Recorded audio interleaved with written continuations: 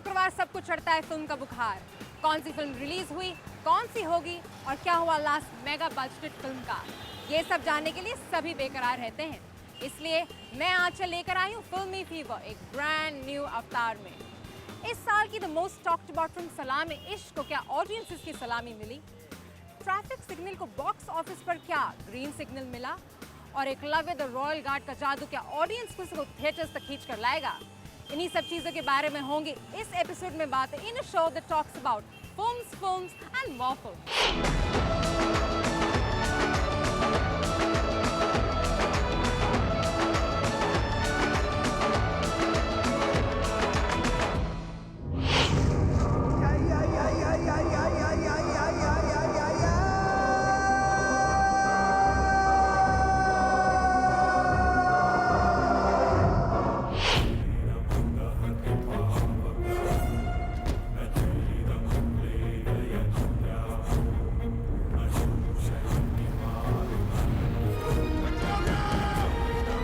Multi layered films का trend Bollywood के लिए काफी नया है, लेकिन अभी भी इसे पूरी तरीके से एक्सेप्ट नहीं किया गया है। राम गोपाल वर्मा की डरना मना है, और डरना जरूरी है ने ना तो ऑडियंसेस को डराया और ना ही लंबे समय तक थिएटर्स में खिंच पाई। यही हाल हुआ नसीरुद्दीन शाह के यूं होता तो क्या होता का। लेकिन फिर भी हमारी इंडस्ट्री कहाँ मानने वाली है। निखिल अडवाणी ने बनाई सलामी इश्क, जिसमें है 13 सितारे और 6 कहानियां। स्टार्स इस फिल्म को लेकर काफी एक्साइटेड थे, लेकिन ये फिल्म ज्यादा ऑडियंसेस नहीं बटोर पाई। आइए फिल्मी फीवर के स्पेशल टेक में हम जानते हैं मल्टी लेयर्ड फिल्म्स के बारे में।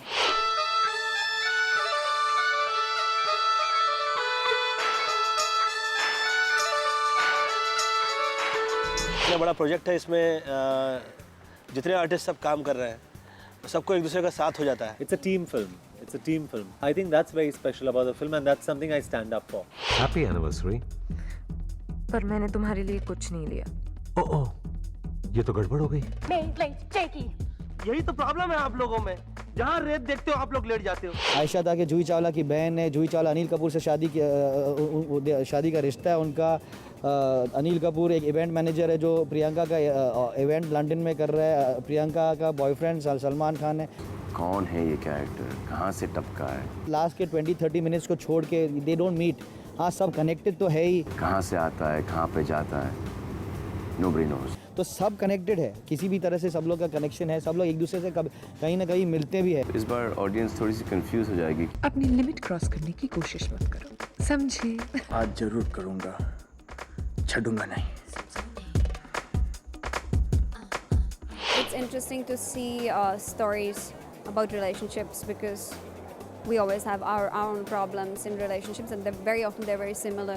So watching a movie like that, sometimes it might bring a certain clarity to your own thinking about the relationship and your partner, and I think that's always an interesting subject. हमारी audience जो हैं उन्हें कुछ अलग चाहिए, you know, because of the multiplexes that are building. हमारी audience change हो रही है. They want different films, जैसे निशब्द या फिर ब्लैक फ्राइडे या फिर सलाम इश्क।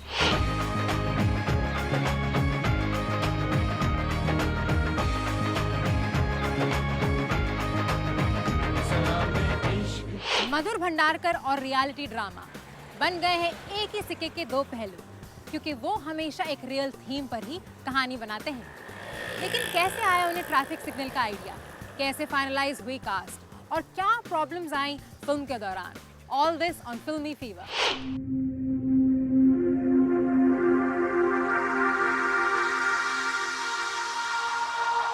ट्रैफिक सिग्नल एक ऐसा सब्जेक्ट, मैं कई सालों से, तकरीबन 9 साल से मैं सिद्धिविनायक मंदिर चल के जाता हूँ मेरे घर से। तो जब मैं जा रहा था माइम कॉजवे और बांद्रा जो ब्रिज आता है उसके नीचे, मैंने देखा कि गरीब लोग हैं जो बैठे हैं नीचे सिग्नल के आसपास, और जैसे सिग्नल लाल होता है तो ये लोग भागते हैं, अलग अलग तरह के व्यवसाय जो चलाते हैं। तो मुझे लगा कि क्यों नहीं इस पर एक फिल्म बनाई जाए। कुछ लोग हैं जो हमेशा हम गाड़ी के उस तरफ देखते हैं, और तब भी कहीं ना कहीं मन में ये सवाल आते थे कि ये लोग यहाँ पे क्यों हैं, इनकी ज़िंदगी कैसी होती है। ट्रैफिक सिग्नल पे भी लोग रहते हैं, वो भी ब्रीथ करते हैं, वो भी इंसान है, उनका एक कारोबार है। कैसे उनकी ज़िंदगी चलती है, उनका आपस में क्या तालमेल है, क्या उनके अप्स एंड डाउन्स और क्या उनकी स्ट्रगल्स और कॉन्फ्लिक्ट्स हैं लाइफ के। उनकी कहानी है जो लाल बत्ती होने के बाद बहुत खुश होते हैं क्योंकि उनका कारोबार वहाँ से शुरू होता है।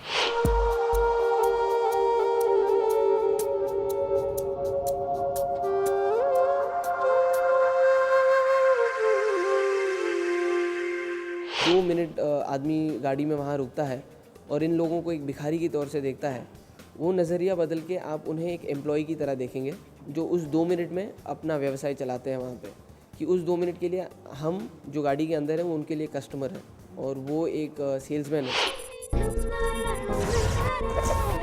तू कल को शादी बनाएगा तो सिग्नल पे रखेगा अपनी बीवी को? ऐसा साउथ का स्टार माफिक मोटा बच्चा लेकर घूमेगा तो कौन पैसा देगा? अपने लाइन में ना आदमी झटपट ऊपर पहुंचता है। कल के नाम पे मेरे मार्केट में लाखों रुपए अटके ले।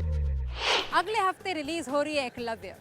सन 2000 के बाद 2007 में विदु विनोद चोपड़ा ने इस फिल्म के लिए ली है डायरेक्टर की सीट। अदरवाइज वो एज प्रोड्यूसर एक के बाद एक हिट्स देते चले आ रहे हैं। इस मैग्नम ओपस से है दुगनी उम्मीद, क्योंकि हैं इसमें स्टार्स बहुत बड़े जैसे अमिताभ बच्चन, संजय दत्त और सैफ अली खान। इसी के साथ हैं राजस्थान की exotic location. Coming up, film Eklavya पर खास रिपोर्ट उनके भाई दोलव्य की तरफ से।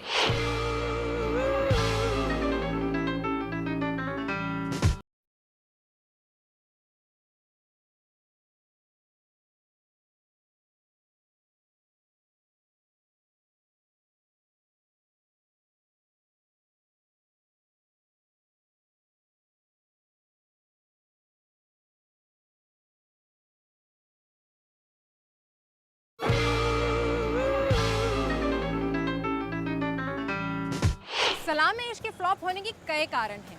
This film's length is a major flaw. इसके अलावा किसी को भी ये फिल्म टोटलिटी में पसंद ही नहीं आई। किसी को अक्षय खन्ना की कहानी ज़्यादा अच्छी लगी तो किसी को गोविंदा की कहानी में ज़्यादा दम लगा। आइए इस फिल्म के लूप होल्स के बारे में डिस्कस करते हैं और जानते हैं कि इस फिल्म को कैसे बेहतर बनाया जा सकता है। मल्टी लेयर्ड फिल्म्स का तो जैसे ट्रेंड ही बन गया है। ये ट्रेंड शुरू किया राम गोपाल वर्मा ने अपनी फिल्म डरना मना है में, और यही एक्सपेरिमेंट किया उन्होंने विद डरना ज़रूरी है। लेकिन दोनों ही फिल्म्स नहीं चली। इनफैक्ट फिल्म सिलसिले में खालिद मोहम्मद ने रिया सेन, भूमिका चावला और तब्बू के माध्यम से भी 3 कहानियां कहने की कोशिश की, लेकिन उन्हें भी ऑडियंस का कोल्ड रिस्पॉन्स ही मिला। उसके बाद 3 घंटे में 4 कहानियां कहने का अनसक्सेसफुल अटेम्प्ट नसीरुद्दीन शाह ने अपनी डायरेक्टोरियल डेब्यू यूं होता तो क्या होता है में भी किया, लेकिन वो भी एक फेलियर रहे।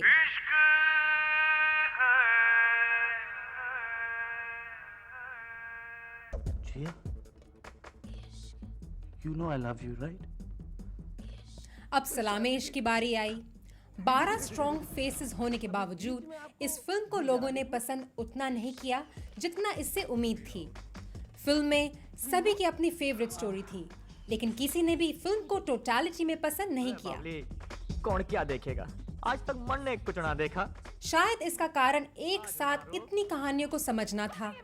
जब एक ही फिल्म में इतने ट्रैक्स होते हैं तो टोटलिटी में फिल्म को ना पसंद करके पार्ट्स में पसंद किया जाता है। हर किसी को कोई ना कोई कहानी पसंद आती है।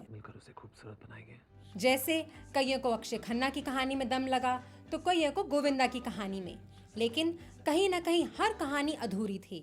दूसरा साइड इफेक्ट रहा इस फिल्म की लेंथ। इतनी लंबी फिल्म इंडियन ऑडियंस नहीं देख पाते क्योंकि वो अपने एंटरटेनमेंट के नाम पर 4 घंटे डिवोट करने को अभी भी तैयार नहीं है। अब मैं ट्रैफिक सिग्नल पे खड़ी हूँ ताकि मुझे भी एक नए रियल ड्रामा का आइडिया मिल जाए, जैसे कि मधुर को आया था। वैसे मधुर कभी भी किसी बड़े स्टार को अपनी फिल्म के लिए साइन तो नहीं करते, लेकिन इस फिल्म में कुणाल और नीतू चंद्रा ने कोई भी कसर नहीं छोड़ी है। आइए जानते हैं इन स्टार्स से कि ये फिल्म हमें क्यों देखनी चाहिए। कहीं राख बनके सुलगती रही, कहीं दर्दो हमसे बिलकती रही। I think people will discuss it amongst themselves when they stop at a signal, you know, कि अरे यार देखिए वो था ना, ऐसा होता है इनकी लाइफ में। People will give some more time, थोड़ा और वक्त रिलेट ज़रूर करेंगे कि हाँ हमने फिल्म में ऐसा देखा था, क्या ये भी वैसा ही होगा या अलग होगा। After seeing the film, when they come out of the theater and the first signal that they stop by, their perception of a traffic signal is going to totally change.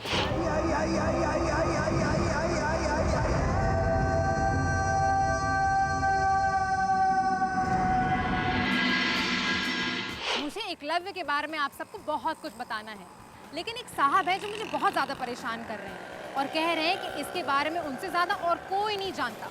और यही नहीं, वो तो कहते हैं कि फिल्म में अमिताभ बच्चन ने उनका लुक कॉपी किया है। आइए मिलते हैं एकलव्य के छोटे भाई दोलव्य से और बातचीत करते हैं फिल्म एकलव्य के बारे में। मैं हूँ दोलव्य। एकलव्य आजकल जो भी है वो मेरी मेहरबानी से है, क्योंकि हमारे जो पिताजी थे वो राजस्थान में देवीगढ़ के रॉयल फैमिली के गार्ड थे और मैं साउथ चला गया। एकलव्य को पिताजी ने एक टोपी पहना दिया, माने कि पगड़ी, और इसीलिए वो रॉयल गार्ड बन गया। लेकिन मैं ऐसे छोटे मोटे काम नहीं करता। वो रॉयल गार्ड तो मैं एक बहुत बड़े हॉल का गार्ड। हे हे टिकट टिकट टिकट हे।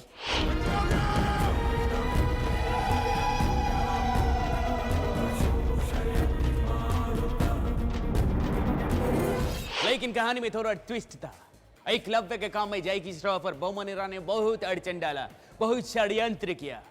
बेचारा एकलव्य ने मेरे को फोन भी किया मदद के लिए, तो मैंने सैफ अली खान को बुला लिया जो कि लंदन में था, क्योंकि वो इस जगह का प्रिंस है, मदद के लिए।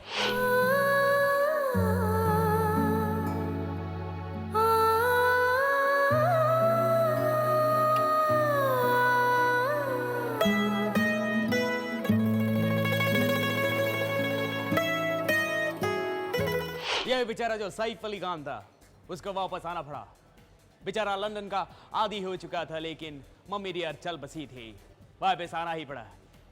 अब राजस्थान में क्या खिचड़ी पकती है ये आपको फिल्म में देखना पड़ेगा।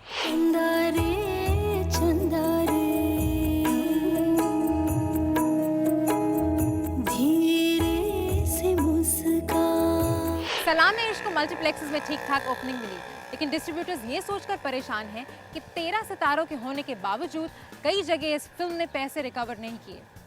ट्रैफिक सिग्नल को ओपनिंग मिली 70%, लेकिन आगे क्या होगा इसका कुछ नहीं कहा जा सकता।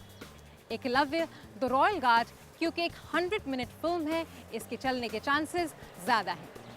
बॉक्स ऑफिस के उतार चढ़ाव एक्सक्लूसिवली फॉर यू ऑन फिल्मी फीवर।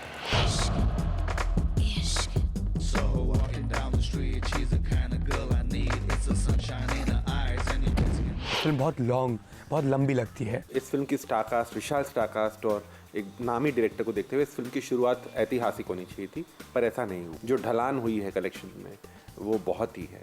इनफैक्ट कई कई जगह क्षेत्रों में बहुत ड्रॉप आया है और ये एक टिकट खिड़की पर एक घाटे का सौदा साबित हुआ। सिग्नल पे हक से मांगने का, पब्लिक देती है तो मेहरबानी नहीं करती है, अपन लेते तो ये लोग के पाप धुलते हैं। ऐसा समझने का कि अलग धोबी घाट है, इधर पब्लिक कपड़े धोने नहीं अपने पाप धोने आती है। एक भिखारी दूसरे भिखारी की मदद नहीं करेगा तो और कौन करेगा। अगर आप इस फिल्म में देखें तो ये फिल्म ट्रैफिक सिग्नल पर जो लोग रहते हैं, जो एक बिजनेस जो चलता है वहाँ पर, इस पर रोशनी डालती है। नाउ एक ऐसी दुनिया जो ट्रैफिक सिग्नल पर भी बसती है, हमें पता नहीं था।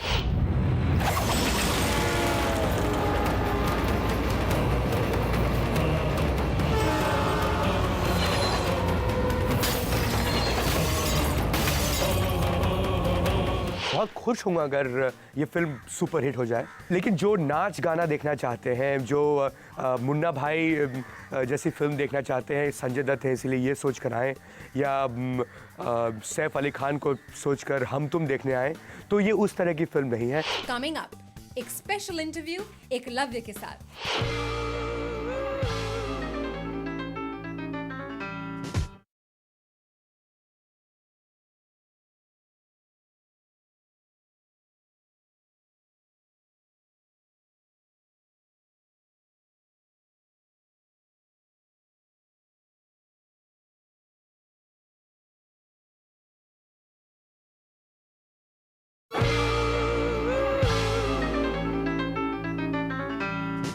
विनोद चोपड़ा की फिल्म्स का म्यूजिक हमेशा बहुत ही पॉपुलर रहा है, फिर चाहे वो मिशन कश्मीर हो या परिणीता। अब चलिए बात करते हैं एकलव्य के म्यूजिक के बारे में।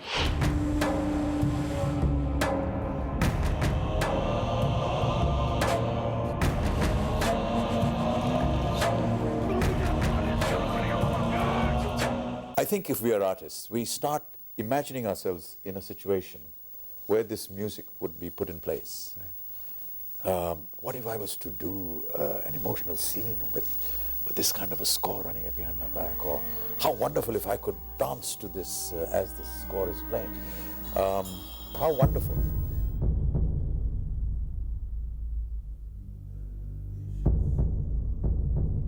A lot of world sounds, orchestral strings, lot of voices.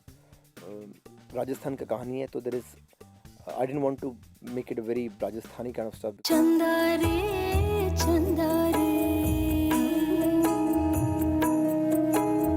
धीरे से मुस्कान। चंदा रे ये एक बहुत ही पिवटल गाना है इस फिल्म के लिए, क्योंकि ये एक तो लव सॉन्ग है between Vidya and Saif, but ये गाने का एक राज रानी थी, उनका भी फेवरेट गाना था, तो ये काफ़ी पुश्तों से चलते आ रहा है ये गाना उनका। एक एक्शन थ्रिलर फिल्म में एक the only song is a ballad, जो बहुत अनयूजुअल है, और इनफैक्ट प्रोमो भी काटा गया है।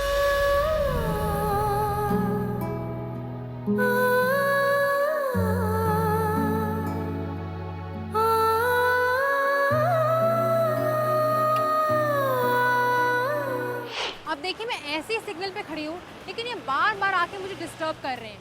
अब सुन लीजिए कि ये क्या कहना चाहते हैं। मुझे लगता है कि एक लव यू के लिए ये कुछ ज्यादा ही एक्साइटेड है। कौन सा पिक्चर देखता है? एक लव यू। ठीक है, तू कौन सा पिक्चर देखता है? वही देखूंगा, वरना गीला कर दूंगा। कौन सा पिक्चर देखता है? गुड बॉय, सिर्फ एक लव यू की टिकट देना। सॉरी, एक्चुअली मैं हूँ दो लव्य। एक लव्य मेरा भाई है, और एक लव्य से मैंने पिक्चर के बारे में थोड़ी बातें भी की थी, आपको दिखाता हूँ, देखिए।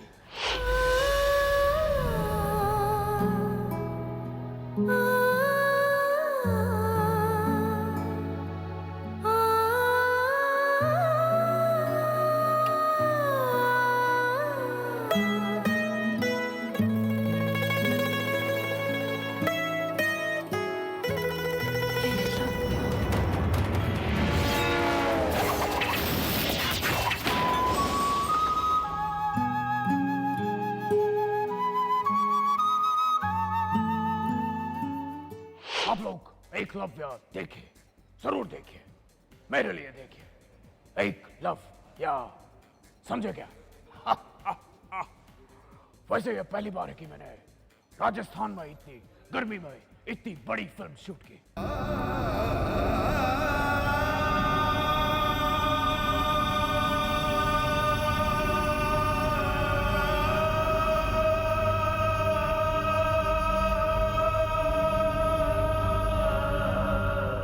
सैफ अली खान तो हमारा बच्चा है, बदतमीज ने हमारे साथ विरुद्ध करने से मना कर दिया था, इसीलिए इस फिल्म में हमने उसकी बहुत बैंड बजाई। भटकने दो, अपना मन निकल गया। Most people have the highest regard for Mr. Bachchan, and working with him for the first time. I mean, we'd been offered stuff before, I'd been offered, but the role was not, something didn't work out. And this is the first time, and I didn't want to be in awe, you know, like a fool. I wanted to know my stuff, and I didn't want him to think I was a twit, because I kept saying to myself, I'm 35 years old. So if he had been 35, there would have been no messing around. Right. So I want to go back, sit there, learn this by heart, backwards, forwards, sideways. I want to prepare. So if I'm on a set tomorrow with him, and if he says, which he did on day one, no, he helped me in one magical moment. Yeah. But I couldn't break the line, and that famous, he said, why don't you say it this way? And I was just like, मैं राणा हर्षवर्धन तुम्हें एक लव्य को अभी इसी वक्त देवीगढ़ छोड़कर जाने की आज्ञा देता हूँ। अब संजू तो हमारा भाई है, बल्कि वो तो सबका ही भाई है। आपको उसके हेयर स्टाइल के लिए फिल्म जरूर देखनी चाहिए। मैं पन्नू, पन्नालाल चौहान, धनालाल चौहान का बेटा। My hair was falling, so I just thought I'll just cut it off. And I cut it off, and I looked at myself and I said, "Oh, Pannalal Chauhan, this cannot be a better look." And I came running to him. अगर एकलव्य बाबा से मिलने की ख्वाहिश नहीं होती,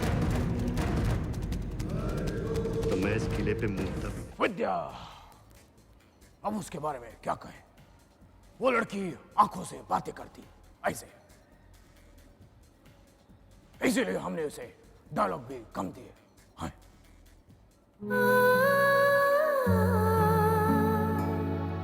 well, कुल मिला के बात यह है कि एकलव्य जरूर देखनी चाहिए।